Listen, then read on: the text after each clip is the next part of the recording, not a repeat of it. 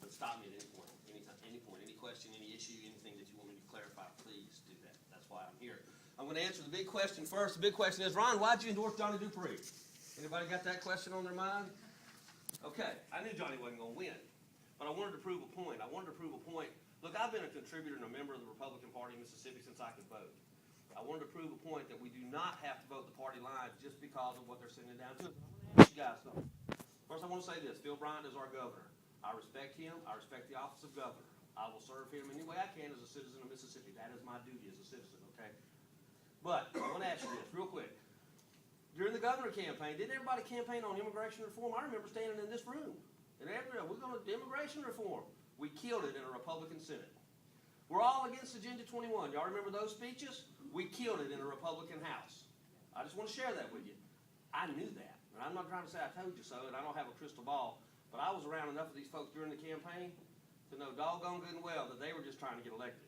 Now, had Ron Vincent been successful in the primary, Ron Williams would not be here standing and talking to you today. I'd be home with my wife and kids, and we'd be enjoying a nice hot Mississippi Saturday and stuffing ourselves on watermelon. But somebody has to do something. And I went to a meeting one time down in St. Martin, and there was a sign on the wall that said, if not me, who? If not now, when? And I asked those questions about this congressional race, and here I am. And I appreciate you guys letting me come to speak with you. Now, a couple things we want to talk about. The health care issue. Obviously, we all know what's happened. The Supreme Court has basically turned themselves irrelevant. But here's the facts of the matter. That is where we are today, okay?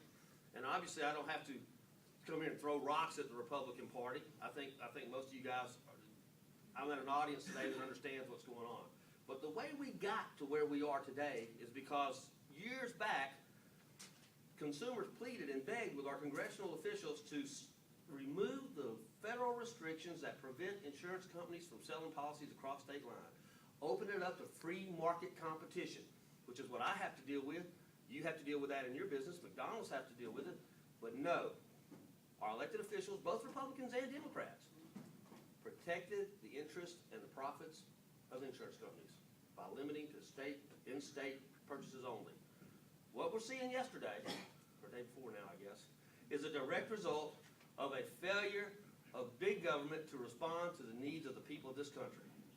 They put special interest and party ahead of people. That has got to stop. If we're going to turn this country around, that has got to stop. So, here's one of the things that I would like to do when I get to Congress. I would like to push legislation that says if you're going to sponsor legislation, who asked you to? You know, a congressman represents the people, of the people, by the people, for the people. I would like to see legislation that says, you know what, Ron, if you're going to push a piece of legislation to the floor, who asked you to? What people are you representing? Don't you think, as Americans, we have a right to know who's asking for this legislation? What made the guy take the time to write it up? I mean, it's a pretty lengthy ordeal to write a bill. You know, I remember when I was in youth Congress years ago in college, I took a couple of measures to the floor, and it takes quite a bit to put together a piece of legislation. So that's one of the things that I'm going to push for, and I think that'll go a long way into putting the control of this country back into the taxpayers and the people, the hard-working men and women who make this country.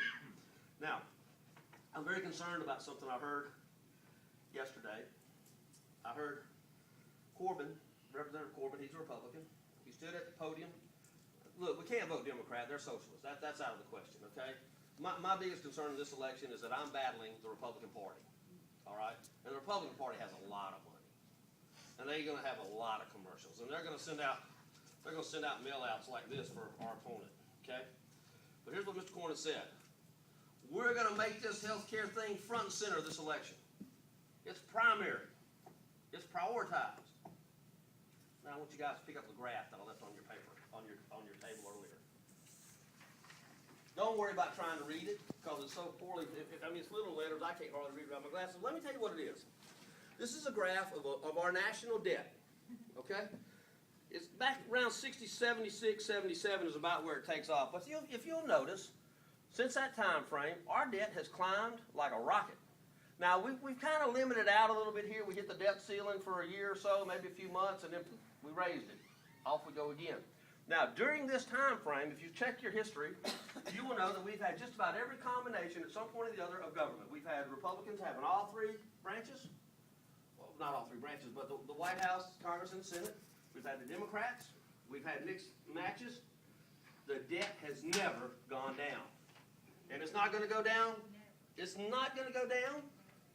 It's not going to go down if we continue sending the same people to Washington. So Representative Cornyn, we're going to make this not the first time that he mentioned the debt. Let me share something with you guys, and y'all know this, but this is the message we have to get out.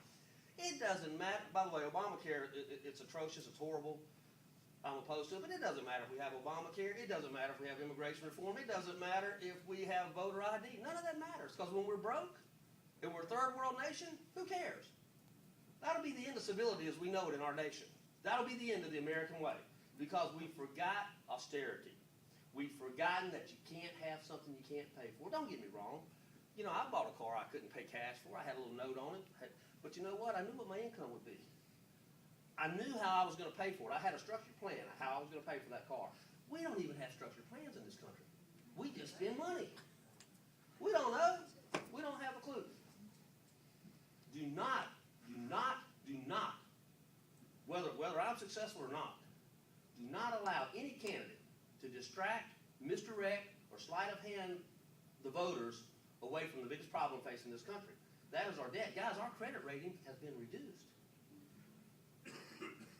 The first day that the American dollar is no longer accepted as the mode of currency for the oil market, for petrodollars, we become a third world country. That's it. It's over with. We're not far from that, guys. Now, I'm not here to spread fear and to, you know, I don't want to campaign on fear. Here's what I want to campaign on. I want to campaign on the same spirit of America that made this country great can make this country great again. But we have got to get involved. Now, I'm preaching to the choir here because you guys are involved. But when you leave here, how many people are you going to bother for a few minutes and say, hey, let me talk to you just a minute? It's important. It's very important. Now, I want to bring that up. This is our problem, guys. Debt. That is the problem. Doesn't matter if we're socialist, communist, capitalist, none of that matters when we're broke. Okay? We go into complete civil failure. Now, I want to share something else. Talking about my opponent. I want to say something about Stephen Palazzo. I don't know Michael Harrington. I'm sure he's a decent guy, or he wouldn't be running for public service. I just disagree with his politics. Okay? I think Steve Palazzo is a nice guy. Okay?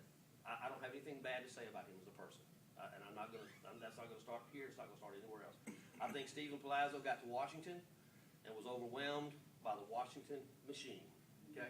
He's a young man. He's in the midst of, really early in the midst of his political career. I'm really not interested in a political career. Okay? He's in the midst of his political career, and I think he made decisions that were beneficial to his career more so than the people of the 4th Mississippi District. But I want to show you guys something. And this is not to attack Mr. Palazzo. This is just a fact. I got this mail out. Now, y'all won't see but one mail out from Ron Williams in the 4th District. And it's going to be small, I'll be honest with you. But I